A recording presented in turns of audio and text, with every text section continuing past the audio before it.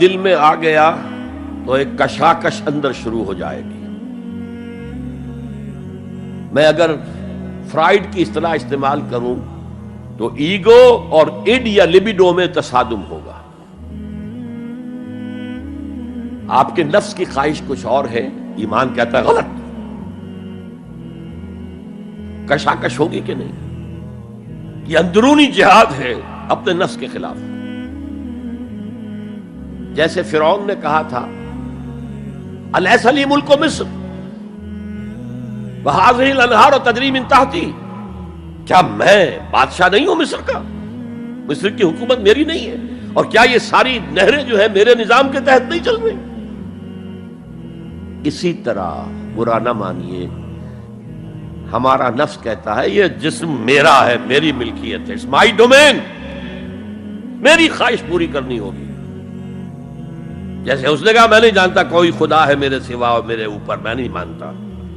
نفس بھی کہتا میں نہیں ماننے کو تیار، کیا حلال ہے کیا حرام ہے، کیا جائز ہے کیا ناجائز، میری خواہش پوری کرو.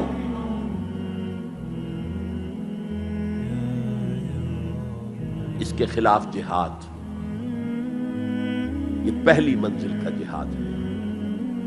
اور آپ کو معلوم ہے 3 منزلہ عمارت ہے، تو بلند ترین تو ہے تیسری منزل، اہم ترین ہے پہلی منزل.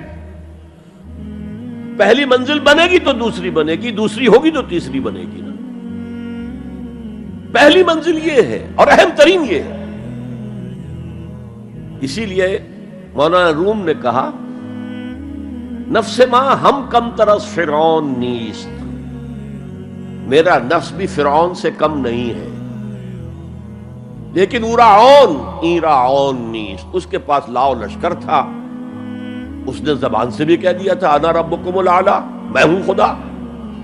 میرا نفس بیچارہ اس کے پاس کوئی لاؤ لشکر نہیں، زبان سے تو یہ کچھ نہیں کہتا، اندر یہی کہتا میں بادشاہ ہوں اس وجود کا، میری مرضی پوری ہے. اسٹرگل اگینسٹ دس بیسر سیلف، ایک سیلف ہے اونچی سیلف، خودی، انا، ایگو، اور ایک ہے یہ بیسر سیلف، حیوانی جبلتیں جو اندھی بہری ہیں، جو حلال اور حرام سے انہیں کوئی غرض نہیں ہے، ان کے خلاف جہاد کرنا. آپ نے فرمایا صلی اللہ علیہ وسلم المجاہد من جاہد نفسہ، اصل مجاہد وہ ہے جو اپنے نفس کے خلاف جہاد کر سکے. تمہارے اندر یہ دشمن تو بیٹھا ہوا ہے، تکڑا ہے، تمہیں کنٹرول کر رہا، چلے آؤ باہر کے دشمنوں سے جہاد کرنے کے لیے. تم نے ٹانگے کو گھوڑے کے آگے باندھ دیا. اور ایک دفعہ حضور سے پوچھا گیا ای الجہاد افضل یا رسول اللہ، اے اللہ کے رسول سب سے افضل جہاد کون سا ہے؟ فرمایا ان تجاہد نفسک فی طاعت اللہ، اپنے نفس کے خلاف جہاد کرو، اسے اللہ کا مطیع کرو. یہ جو اندر کی کشمکش ہے، کشاکش ہے، یہ جہاد فی سبیل اللہ کا نقطہ آغاز، اللہ کا مطیع بنانا ہے نفس کو. اس کے ساتھ 2 سب لیول اور ہیں. اس نفس کو بھڑکانے والی ایک قوت ہے انویزیبل، اور ویزیبل بھی ہے. انویزیبل قوت سب سے بڑی ابلیس، شیطان لعین، اور اس کے چیلے چاٹے جنات میں سے. اور ویزیبل میں انسانوں میں جو اس کے ایجنٹ ہیں، جو فحاشی کو کلچر کا نام دے، یہ اس ابلیس کے چیلے ہیں.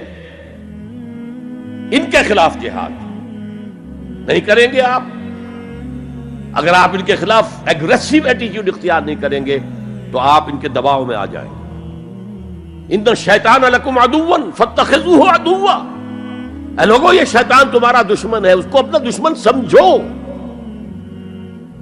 وہ تمہیں سبز باغ دکھاتا ہے، بدی کو مزین کر کے دکھاتا ہے، اچھے اچھے نام اس کے رکھ دیتا ہے، اور تمہیں آمادہ کرتا ہے بدی کے ارتکاب پر. نہیں، وہ تمہارا دشمن ہے. افتتخذونہ وذریتہ اولیاء من دونی، تم مجھے چھوڑ کر اسے اور اس کے چیلے چانٹوں کو تم اپنا دوست بناتے ہو. نہیں، شیطان کے خلاف جنگ کا. اور تیسرا اس پر سب لیول کیا ہے؟ معاشرہ اگر بگڑا ہوا ہے، اس کا عمومی رجحان برائی کی طرف ہے، تو سوشل پریشرز آپ کو ادھر دھکیلتے ہیں۔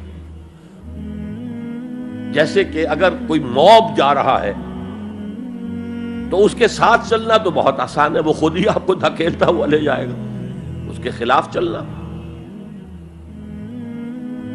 بہت مشکل کام۔ ہو سکتا ہے آپ بڑی زور لگا کے 4 قدم آگے بڑھیں، پھر کوئی ریلا آئے 10 قدم پیچھے لے جائے۔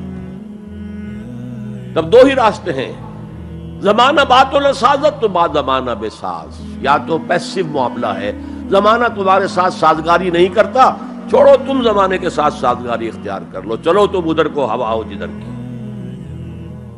ایک یہ ہے کہ نہیں، زمانہ بات و سازت تو بعد زمانہ ستیس۔